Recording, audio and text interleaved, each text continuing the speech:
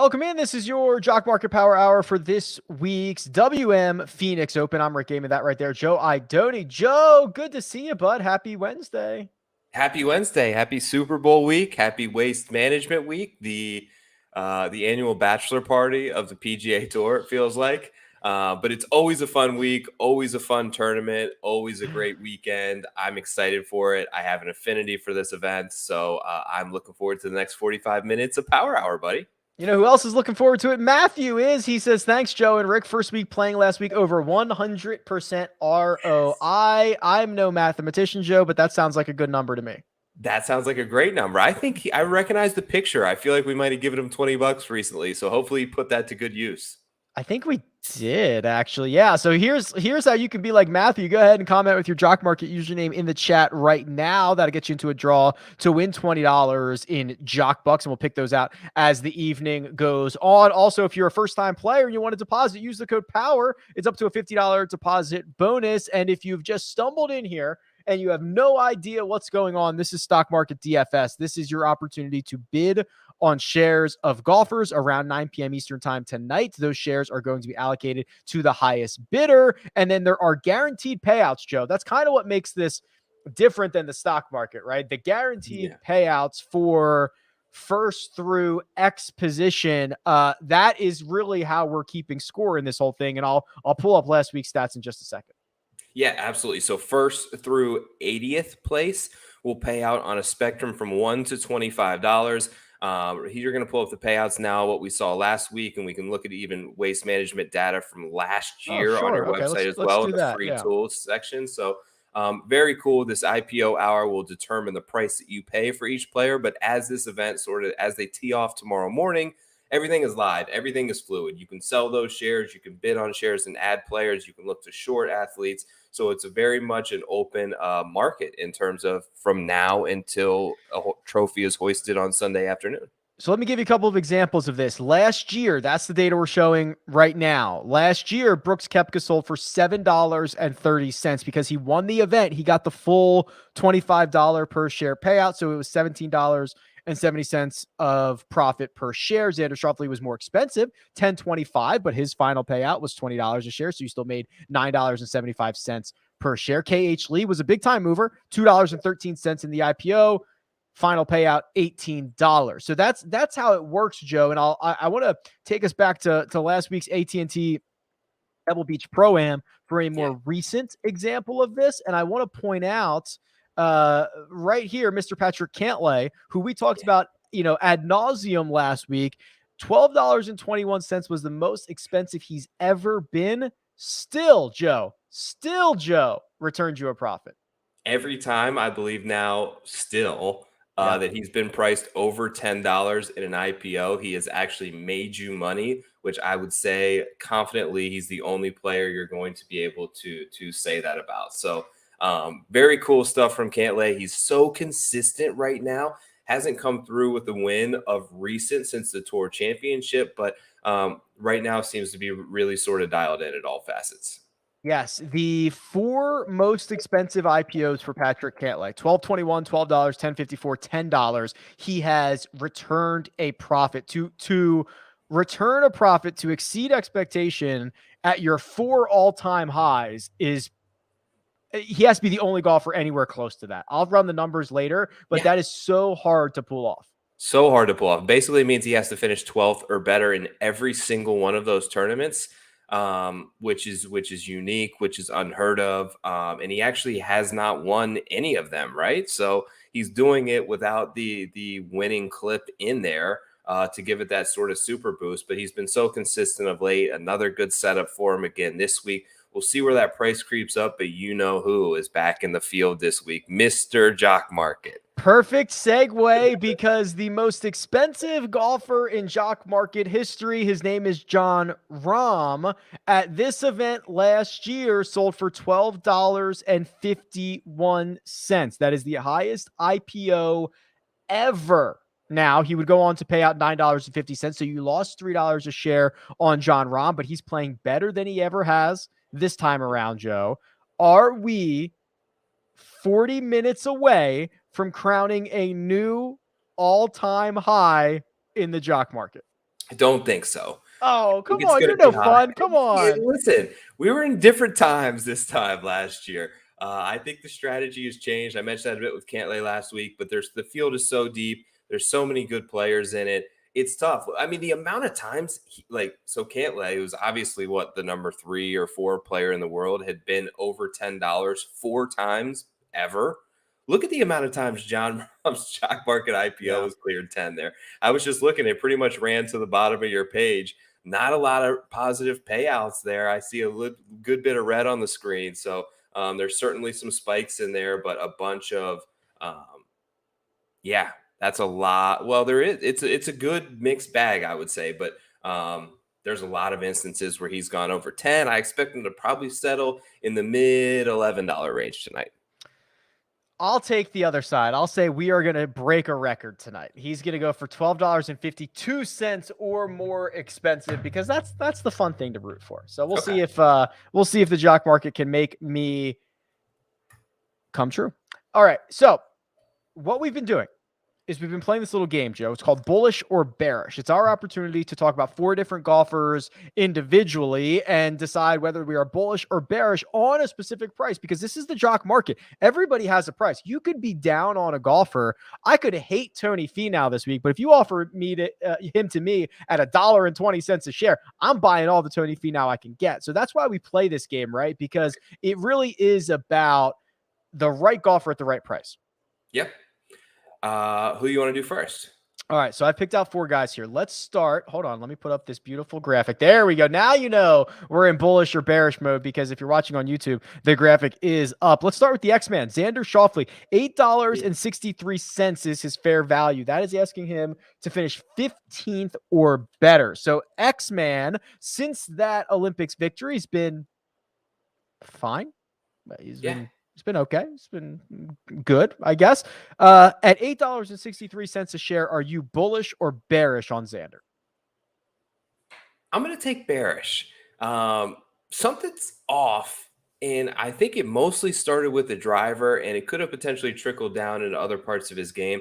I just think that price point for me is a little bit inflated. It's basically asking him to finish in the top 15 this week, which is right around his odds prices. So I do think it could go either way. However, you see a good bit, 5 consecutive starts there where he did not make back the $8.63 mark. So I'm going to go bearish this week, be a little bit down on Xander, I suppose. What about you, bud? I find this one to be very difficult. I will take bullish, just because the guys that you want to be early on are the studs. And it's not like he's been bad. He's just been worse than what we would normally expect from him, which I don't think is a huge deal. I don't think it's great, but I don't think it's a huge deal. He's played well at TPC Scottsdale before. I think he has 4 consecutive top 20s. He finished runner up here last year. So I'll take the bullish side, just because I think we're going to get a week where he finishes second and he pays out the $20 a share, and it feels like it might be brewing here shortly. Okay. A guy we have not seen play competitively for quite some time is Louis Oosthuizen. His fair value for this evening is $7.13, which is essentially asking him to finish 21st or better. Louis, the last time we saw him was the RSM Classic. He withdrew after, I believe it was 1 round. Bullish or bearish on Louis? I'm going to go bullish. I'm going to take a little bit of a flyer here, even though we have not seen him, and hope that he can make it through 4 rounds of play. And if he does, he's been very successful in terms of ROI. If you look at those numbers there from October of 2020. I look back even a little bit further into the last 19 markets here, and it looks like on your site has 33% average ROI essentially over the last 20. Really, really good. Like, this is the perfect type of platform that you can feel pretty confident on American soil and betting and putting some hard-earned dollars on Louis Oosthuizen. I'm going to go bullish. I will as well. I just think that longer term, it's kind of Rahm number 1, Cantlay number 2, Louis probably 3 or 4. If you look at the last 6 months or so, he's been that good, not necessarily as of late into that fall portion of the schedule, but two starts in Phoenix, and he's been great in both of them. I'm hoping the sentiment is down on someone like Louis, because we haven't seen him play competitively, but it doesn't mean, Joe, he hasn't been playing golf. Obviously, he's a professional. It's what he does for a living. So I will join you on the bullish side of Louis. How about Bubba Watson? $6.01, essentially asking him to finish 27th or better. Bubba's done everything but win in Phoenix. Everything but win. Are you bullish or bearish on Bubba? I'm going to go bullish tonight. Just kind of feeling about him, Rick. I think that he's in a good spot. What did he finish second last week in Saudi? We haven't seen him in a while. It looks like since October. I was wondering if that was right when we saw him basically at the CJ Cup there. So it's been a while for Bubba. I think that the time off will hopefully have done him some good. We know that he's undergone a caddy change. I just see kind of a bounce back year this year for Bubba. He was pretty solid last year, tee to green. He's still, even at age, 43, 44, whatever he is, gets it out there plenty far off the tee with a lot of these young guys. And if he can just have himself a good putting week, I think he'll be in good shape. He tends to have those good putting weeks on courses where he's familiar and confident on the greens. He comes back to them every year and seemingly plays well. Bullish on Bubba Watson this week for me, sir. I will also side with you on the bullish team because this is a good stretch for Bubba. He played well last week. Phoenix has been great to him. Riviera next week has been great to him. I feel like this is good vibe in Bubba Watson, and you kind of want to catch him in these streaks. He's a streaky guy, and I think this is likely the start of a pretty good stretch. And the best part about it is he doesn't have to win, right? Like he doesn't have to win. Especially the price we're putting him at 601, that's 25th or better. So, like, come on, I think Bubs can do that for us. Yep. Finally, and make sure your Jock Market username is in the chat. I'll draw the first $20 here in just 1 second. Very easy way to get involved. Kevin Kisner, I've got him at $4.57, Joe, which is essentially a 37th place finish or better. Kisner coming off a miscut at Pebble Beach last week. Are you bullish or bearish on Kisner? I'll take the bearish side on Kiz. Basically saying that he's going to finish 38th or worse. We saw the two spikes there in Hawaii where he played well. Obviously, the Wyndham, you see the big $25 jump there that he won this past year, but a lot of missed cuts missed in between. This doesn't strike me, and I don't have the course history in front of me, but as a great spot for Kevin Kisner, even though we are on sort of the Tiff Eagle greens that are super fast, that should set up nicely for him. I think that, this is more of a off the tee course. This is more, you can really take advantage with strengths off the tee and getting yourself in position to make birdies. I'll take bearish on Kiz. All right, I'll take the other side of this. I'll take the bullish side. I think you're right that this is a more important off the tee course than people want you to believe because it's harder than average to hit these fairways. 59% of the time is what the tour pros are doing it at. But Kisner's the most accurate driver of the ball, so I think he's going to be playing out of the fairway quite a bit. And I'm always happy to kind of throw away that Pebble Beach start. Like it's just a weird event. There's a lot going on. Kisner does not come across as a pro-am guy to me. So I'll take the bullish side on Kiz. Yeah, I think that's not the exact best place for Kiz in the 6-hour rounds. I can't imagine he enjoyed that too much. So a good spot for a bounce back. All right, I'm about to give away a little bit of money, but while I pick the winner, Joe, let's tackle this question from Andy because I think it's important. He says, is Jock Market still pumping funds into the market? It seems like if I add up the total profit for all golfers, it's greater than $0. So someone is paying for that, right? I believe they're still running at a loss on this, aren't they? Yeah, they run at a loss on most contests. From my understanding, I'm trying to sort of make sure that I'm understanding his question correctly. So the payouts times the number of, I believe he's looking at suggested price versus the total number of payouts.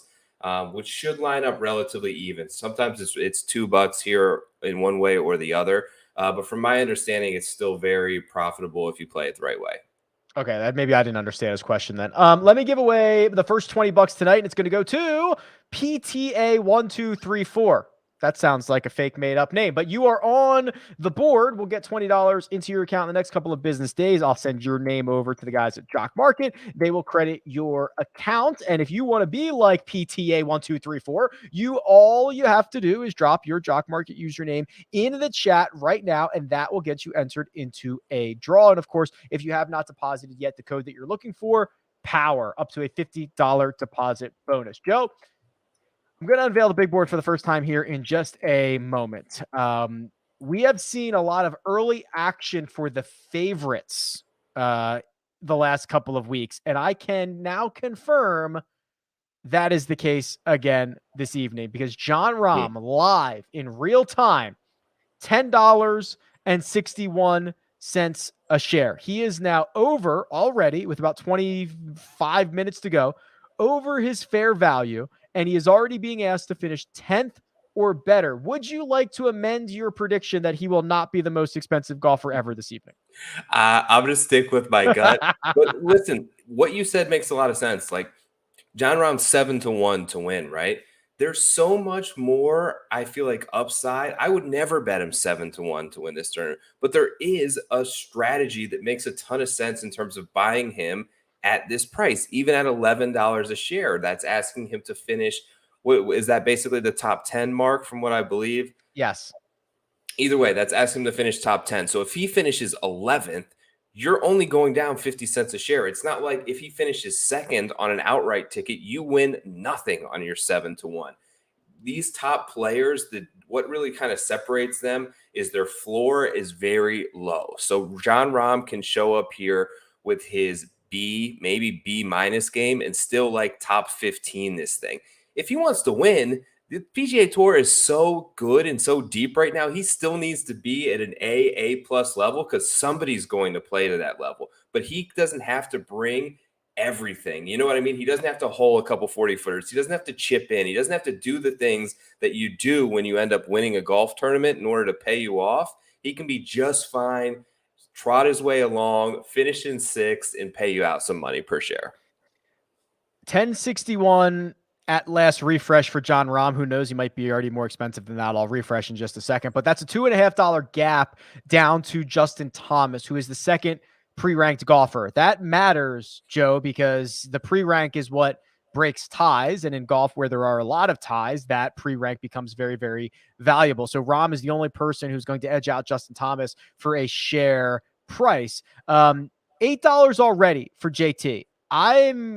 I'm certainly very excited about Justin Thomas. He's returned you a profit in 3 of the last 4. This is, I believe, a ball striker's course. I think that you get a lot of flat putts around here. This could be a spot where JT thrives. What say you? I always have some concerns about Justin Thomas, but I have less here.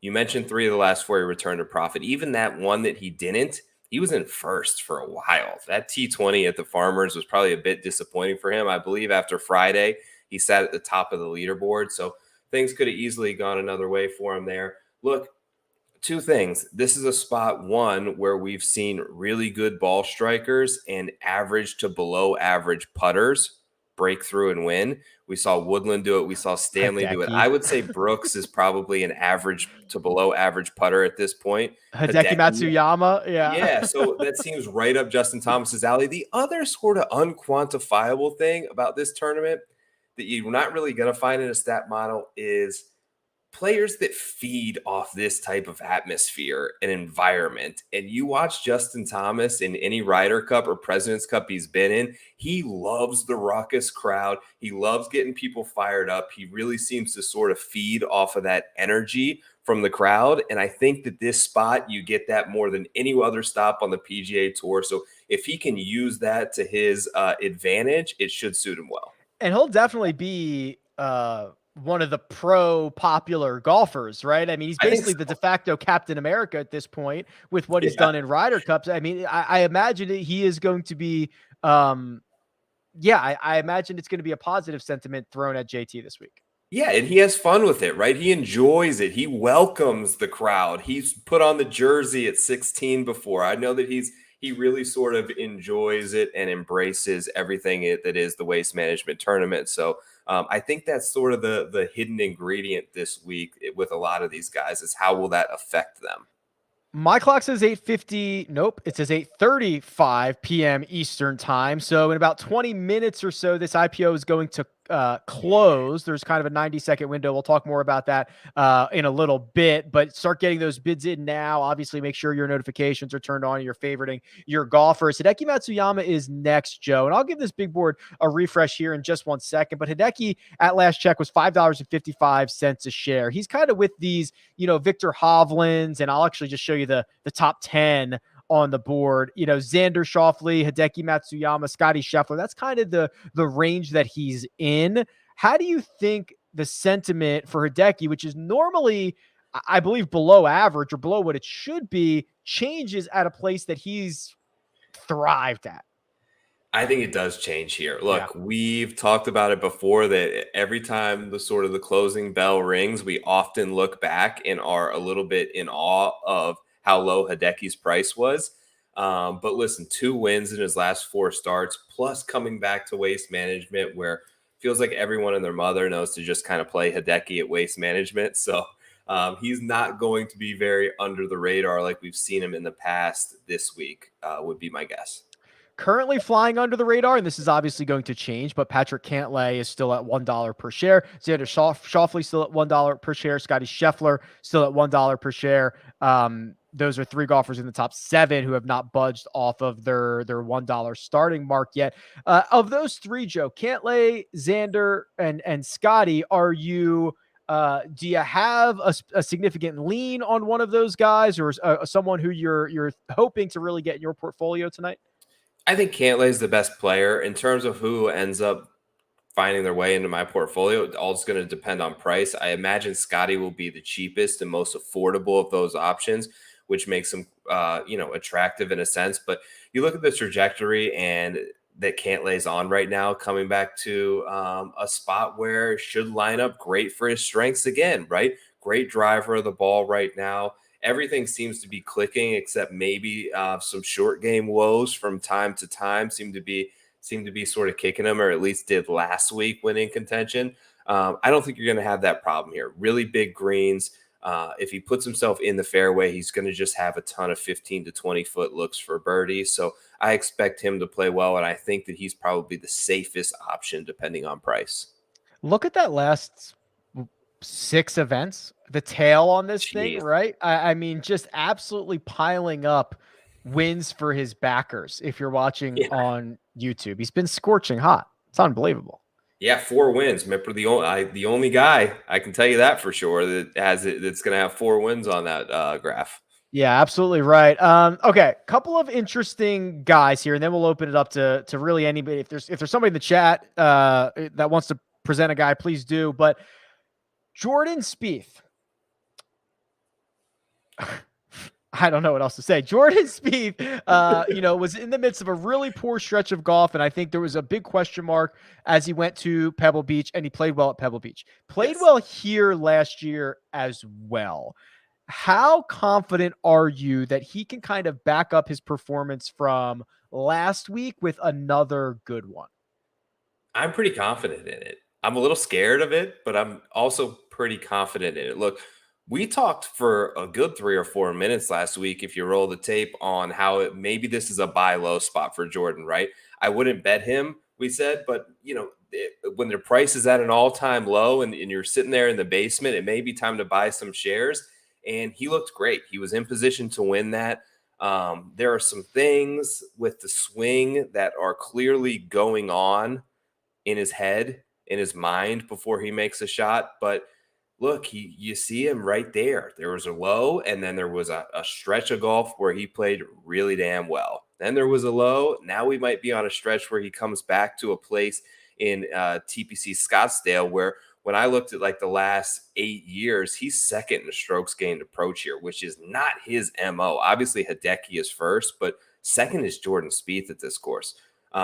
He just finds himself a way to score, Rick, which is hard because It seems like he doesn't hit a lot of fairways. It seems like he doesn't hit a lot of good approaches. It seems like everything is neurotic and scrambled and volatile. But at the end of 18 holes, he leaves himself like 8 or 9 good looks at birdie, and he makes a lot of them. So if he gets on these runs where he has a little bit of magic, and he's like, for me, it's more about him just playing his own game and being sort of a shot maker and embracing it. I didn't love what I saw before about him really trying to manufacture a swing, but it felt like something may have changed last week. We'll see if he can ride that momentum.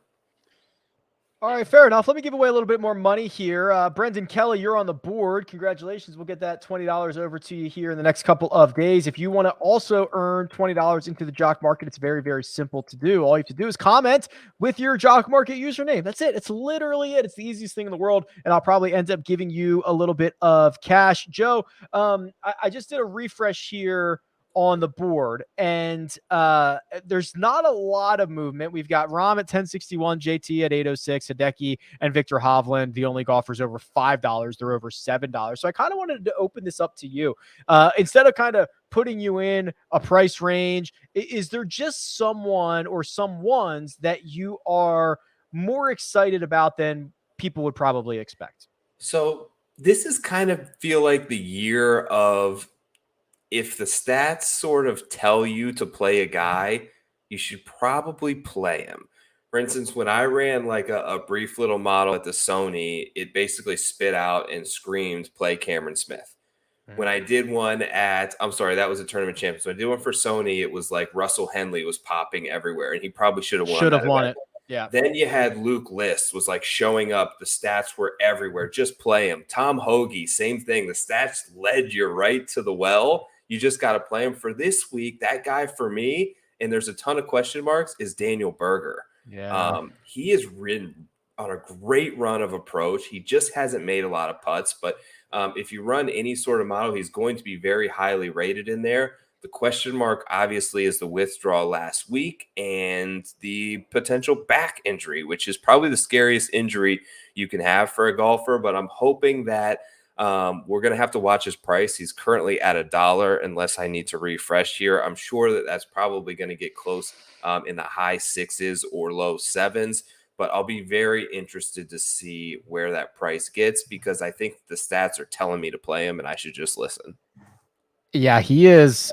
I think he's an X factor for this week. He is literally, I'm hardly exaggerating here. The last 6 months or 12 months, he's basically a top 8 player. Like it's hardly an exaggeration. And it is, in a way, as Joe mentioned, with the iron play, that should be really, really good here. So the only question is that withdrawal. Now, last week he did it on Wednesday night, so I'm hoping that if he's going to do it, he would have done it already, which we didn't even talk about. Webb Simpson withdrew from this event, right? Just a couple Recently, of hours ago. Yeah. So it is English out as well.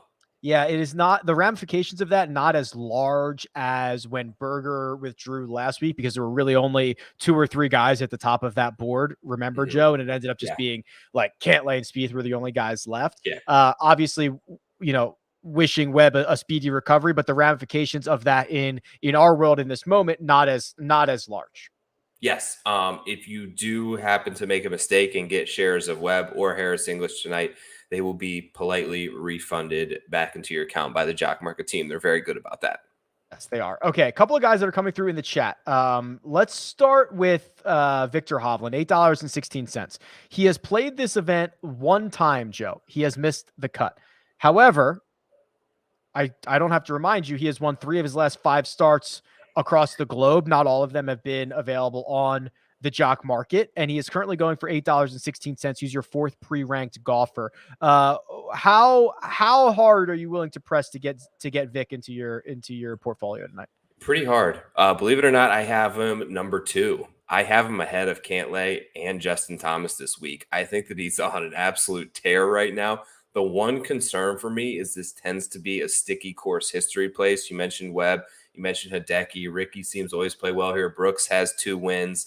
So it seems to be a place where once you've kind of figured it out, you can go back to and succeed. But Vic's in such a mode right now, I'm not really concerned about it. I know he played it as an amateur. I'm not sure if he has an actual PGA Tour start here, but I do. Maybe that's wrong, but I have a memory of him showing up like in Oklahoma State gear, playing this event.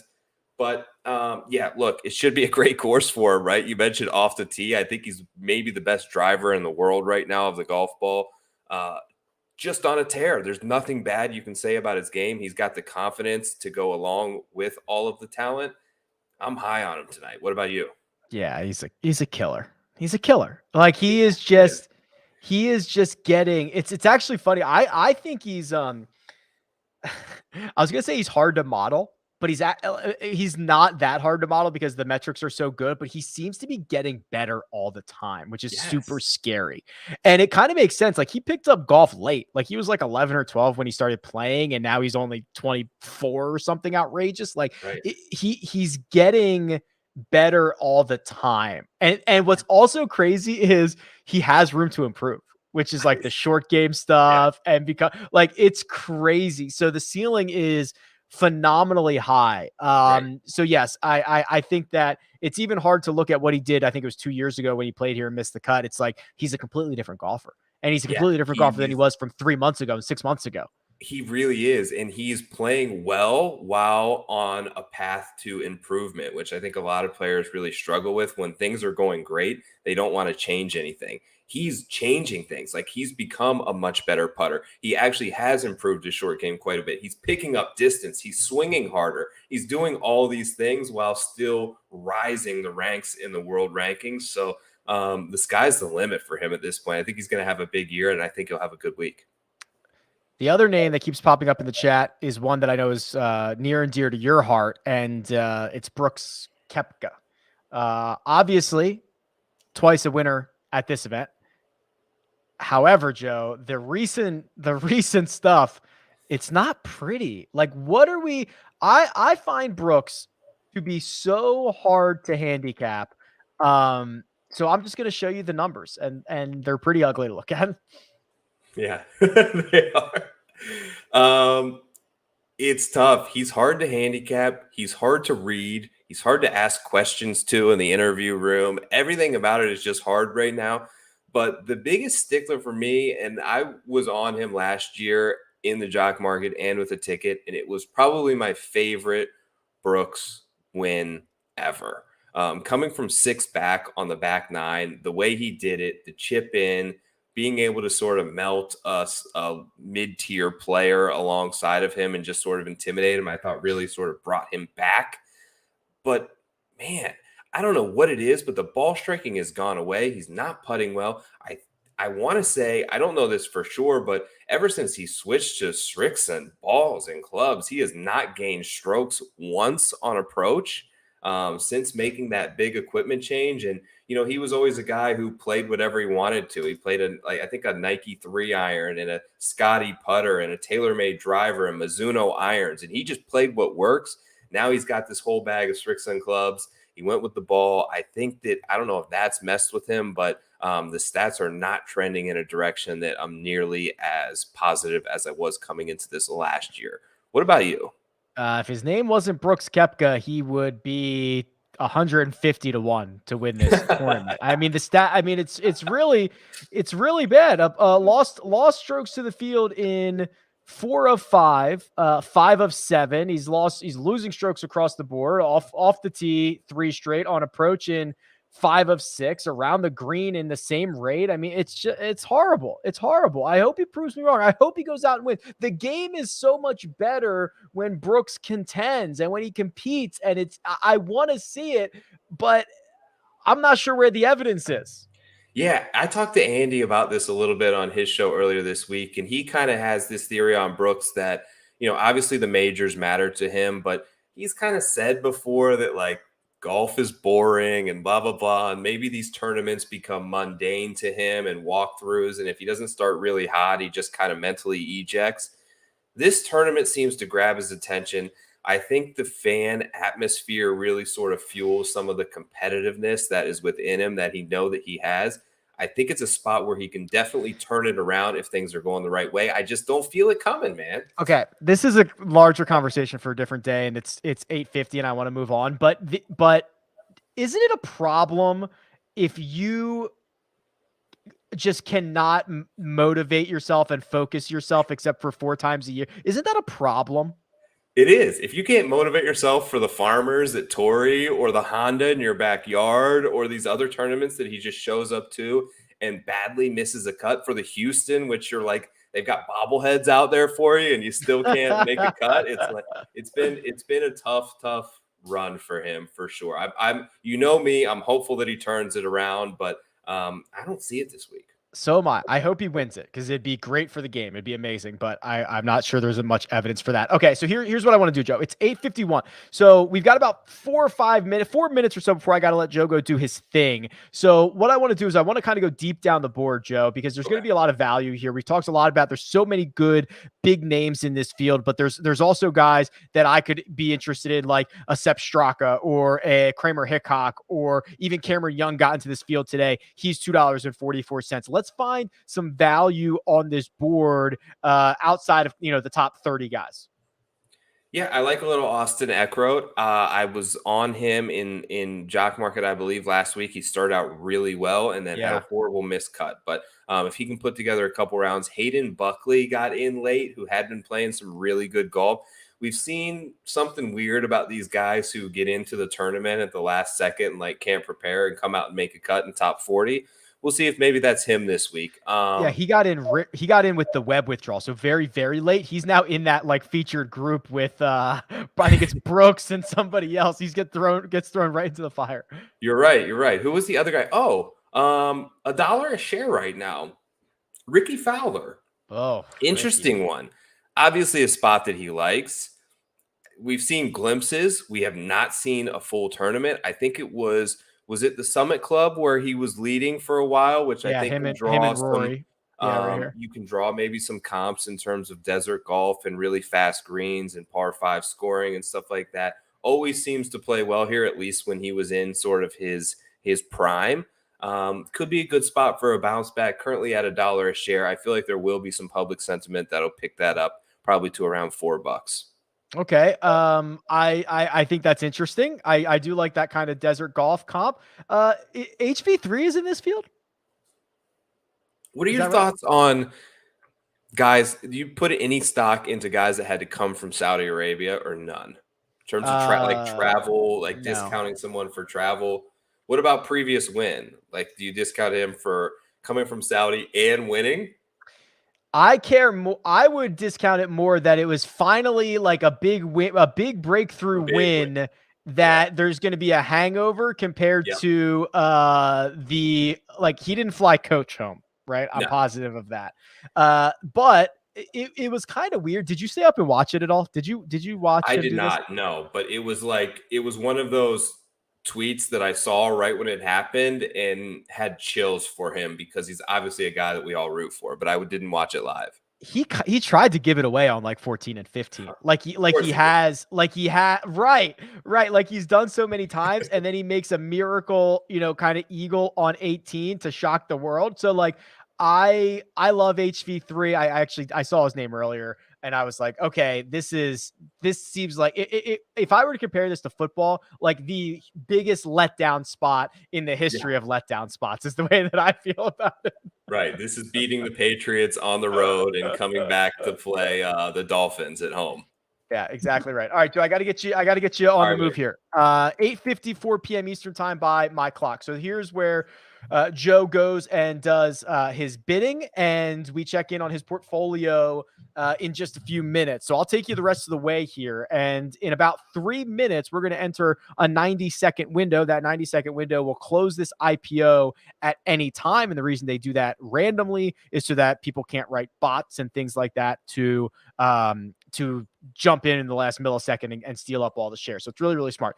John Rahm is $11.11. So he is the most expensive golfer by a pretty significant gap here. And he is the number one pre-ranked golfer. 11-11 is asking him to finish 9th or better. Rahm, remember, is the most expensive golfer in Jock Market IPO history. This event last year, $12.51. We'll see if he snaps through that. Justin Thomas is next, $8.94. Victor Hovland, $8.33. Those two have stayed near the top for the vast majority of this evening. And then you got a bunch of guys lining up right at the bottom of the eighth: Hideki Matsuyama, Xander Schauffele, Patrick Cantlay. I'm going to sort this by the top 10 golfers.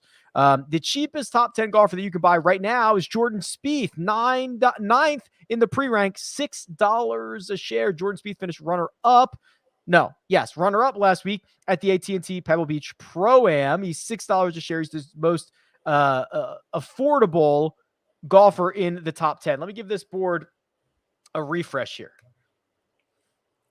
Remember, we are at 8:56 p.m. Eastern time, so this market is going to close in about, 2 minutes or so. Okay, Victor Hovland has just surpassed Jon Rahm. So now Justin Thomas. That would be crazy if he surpassed Jon Rahm. He has surpassed Justin Thomas. He's now $9 per share. Seeing a little bit of movement on Scotty Scheffler, $7.09, and those concerns about a potential withdrawal from Daniel Berger, at least silence for the moment, $6.83 a share. Big jump there from Jordan Spieth. So Jordan Spieth is now $6.75. Interested to see what people do with Seamus Power. Seamus Power was unstoppable for the first 36 holes last week, shot a 74 at Monterey Peninsula on Saturday, and kind of just never improved. Finished T9, did in fact return a 44% ROI, and now 3 consecutive winning weeks for Seamus Power, and 4 out of his last 5 have been winners. Seamus has been really, really good. Brooks Koepka, $575. Same price as Taylor Gooch, who I could argue this could be a pretty good spot for old Taylor Gooch. I think it's a pretty good spot to buy in, so we'll see how that goes this evening. HV3 off that big victory now up to $4.52. We're in that period. I'm going to try to do a refresh here. We are now in that 90-second window where this IPO phase can close at any time. Could be now, could be in 10 seconds, could be in 80 seconds. So we're seeing a lot of bids coming in right now, and Jon Rahm, obviously, still your most expensive golfer, $11.57. That means you are asking him to finish about 9th or better.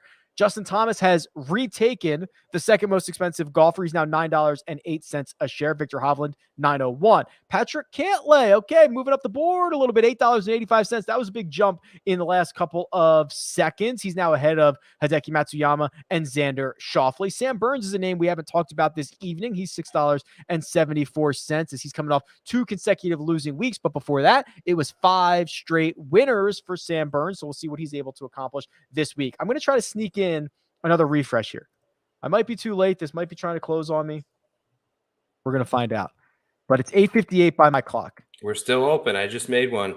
And we're still open, and Joe's still bidding, so you should still be trying to outbid him. $11.78 for Jon Rahm. I no longer think he's going to break the IPO record because I think he would have had to have done it by now. Justin Thomas, $9.33. So that's a $2.50 gap essentially between Jon Rahm and the rest of the world. That's the sentiment on him at the moment. I want to scroll down a little bit down the board and see what I can find. Kevin Kisner, $3.99. He's someone that we played bullish and bearish with. We set his fair value at $4.57. He's now $3.99. Let me see if I can find Bubba Watson. $5.83. We set his fair value at $6.01. So they're both below that fair value. Lou Yu stays in at $7.12, exactly on his fair value. We use $7.13. And then Xander Schauffele, who is $8.35. He's also below, about 30 cents below his fair value. So there is some potential value out there if you're bullish on those golfers. 8:59. We got to be moments away from this closing. I'm going to refresh one more time. And I think we've tapped out Jon Rahm. $11.78 feels like that's where he's going to finish unless someone's going to swoop in and change that in the next second or two. But $11.78. Thomas is $9.50. Cantlay with a big run at the end here. He's now $9.26. He's the 3rd most expensive golfer. Is that it? We're closed. All right. That's it. Shut it down. Shut it down. Shut it down. IPO is closed. We're going to let the dust settle here. We're going to let the dust settle. I'll get my data all situated, and we'll get Joe's portfolio in here in just one second. Don't tell us who, but how many guys, Joe, did you end up with? I believe I have 7. Hopefully they all move over because I had a couple right on that bid line, so I don't know if I will get all of them, but I'll tell you in a second. I had 7 late. Okay, I'm going to try to refresh this big board here. Make sure I have the most up-to-date. I think I do. Oh, no, they haven't come over yet. Okay. So do you know who you have at this point, Joe? Yes. Okay, let's go through your portfolio, then I'll refresh my board. Okay. I have Cantlay and Hovland at the top. Took them both. So you were part of that that run on Cantlay in the last like 30 seconds. Yes. So I had Hovland very early at 9:25. And then I made a move on Cantlay at the very end. He's just been so consistent. He's proven if you can kind of get him at a high price, he returns it. Then I have Jordan Spieth. I didn't get many shares. They got chopped down a bit. And Sam Burns, a guy who we didn't talk about. Gosh, this guy was just doing it all. And it seemed like he may be a little bit forgotten about this week on a course that I think sets up really well for his strengths. Then the 3 sort of cheaper guys that I went with, 2 in the mid 3s were Francesco Molinari and Russell Knox. And then at $2.50, I took a little flyer on our guy, Harry Higgs. So those are my 7. Drop who you guys got in the chat. I always like to see that, kind of associate your guys' names with who you got. That's always fun for me and everybody else. So that's my portfolio, man. What do you think? Cantlay, Hovland, Spieth, Burns, Molinari, Knox, Higgs. I like it. You got some studs there at the top. You got some flyers down there at the bottom. And in the process, you stole Cantlay shares from Austin, who said, I missed Cantlay late. Thanks, Joe. I think that's how he said it. Thanks, Joe. Something like that. Yeah, is how I would say it. Andrew got Berger, Louis, Mitchell. That's Keith Mitchell. Aaron Wise, Kim, maybe Siwoo Kim, and Putnam, which is an interesting little portfolio. Brendan got Scotty Scott. So that's Scotty Scheffler, Adam Scott, Luke List, Gary Woodland, Sebastian Munoz. So some pretty decent, pretty decent portfolios out there, I would say. Nice. Yeah. The one guy I missed out on Brooks late. He was sitting down there at like 575. I was going to be embarrassed if I didn't take him at that price. He crept up a little bit. I'm kind of at ease that I don't have him because those would have been some nervous shares. But everything else seemed to kind of go as planned. What did Rom finish up, Rick? Yeah, so he really didn't move late. So 1178. We got to like 1160 early. He found a lot of resistance there, which is reasonable considering 1178 is the 3rd most expensive he's ever been. So while we didn't break the record tonight, he is getting towards kind of uncharted territory a little bit. 1178, $2.28 more than Justin Thomas, who went at 950. Yeah. Pretty big gap. Anything stick out to you elsewise in like the sort of top 20 there? I think Spieth at 722. Like he's obviously risky, but played well last week, played well here last year. For someone with a lot of winning upside, 722 is surprising to me. He's below Scotty Scheffler. He's below a potentially banged up Daniel Berger. I just think that that's a little cheap. Right. Gooch. 3 guys there, Gooch, Connors, and Finau, all really good ball strikers. I think all set up really well for this course, all not great putting prowesses that they're exactly known for, but I think those are fair prices on all those guys. Gooch is kind of interesting because he was on such a tear where everyone was betting him, everyone was getting shares of him in Jock Market. And then he missed one bad cut at the Amex in a weird event and sort of backdoored that top 20 at the Farmers, where he had a really good Sunday. I think he gained like 5 strokes on the field on that Sunday to get into a T20 position and return you a little ROI. I wouldn't be surprised to see him bounce back and kind of rebound on some of that form from the fall here. Yeah, I completely agree with you there. I'm probably surprised that Bubba didn't go for more. 583. I just think that there are 3 Bubba tracks or 4 Bubba tracks. It's here, it's Riviera, it's River Highlands, and it's Augusta. So and with him playing well last week, I just thought I thought he'd be up here with like Russell Henley, right? Like that Yeah, me echelon too. of golfer. So surprised to see that Bubba didn't go for more expensive. Yeah, in terms of like his betting number, it was right there with Henley and Louis and Finau and those guys. So yeah, it does seem a little bit cheap. You mentioned it's a great Bubba track, and he has fun and definitely welcomes sort of the crowd. He's throwing stuff out. He's making TikToks in the bunker. So he likes this event a good bit. I think he'll have himself a good week. I like Kisner at 399. Mm-hmm. I like Knox at 350. I think he's in your portfolio as well. Hayden Buckley, who just got into this field, went for $3.44. That's fun to see. Yeah. Who's cheap that might be like a nice pick, do you think? Let's see.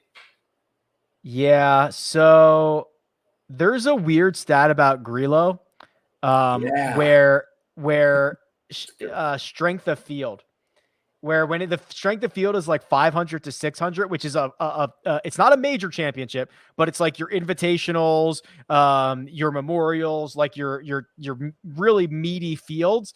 He's been awesome in them.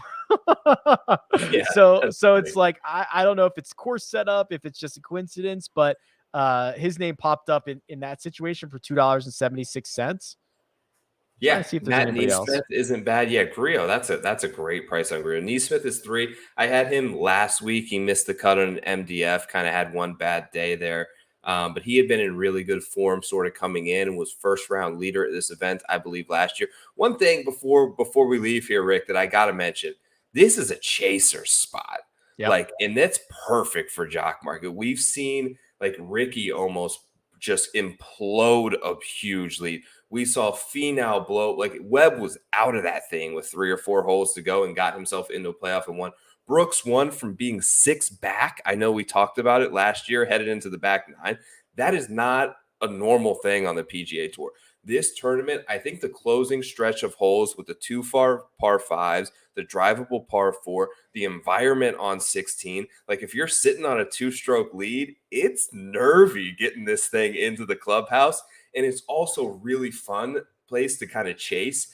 The PGA Tour loves this spot, and they built this course specifically to create excitement down the stretch. And I think if you pay attention to some numbers heading into the back 9 on Sunday, you might be able to find the winner 6 or 7 spots down the board.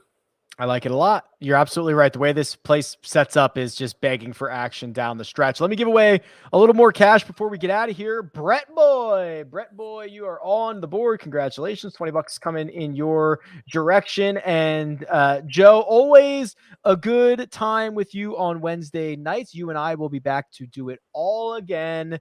Same time, same place next week. Absolutely. Can't wait. Riv, baby. Enjoy Super Bowl Sunday. Hopefully you saved a little bit in the portfolio to roll over into the Super Bowl slate. I'm sure that they're doing some great giveaways, so pay attention to their feed. I'm not sure exactly what it is, but I know that they've got some contests. They're doing like the raffles and stuff too, I think, for there's a lot of money out there. Yeah, they're giving away a ton of money. So stay tuned to their feeds. Enjoy Super Bowl Sunday, everyone. We'll see you next week. See you next week. Follow Joe on Twitter at TourPicks. You can find me at RickRunGood. Use the code POWER to get yourself up to a $50 deposit bonus. Goodbye.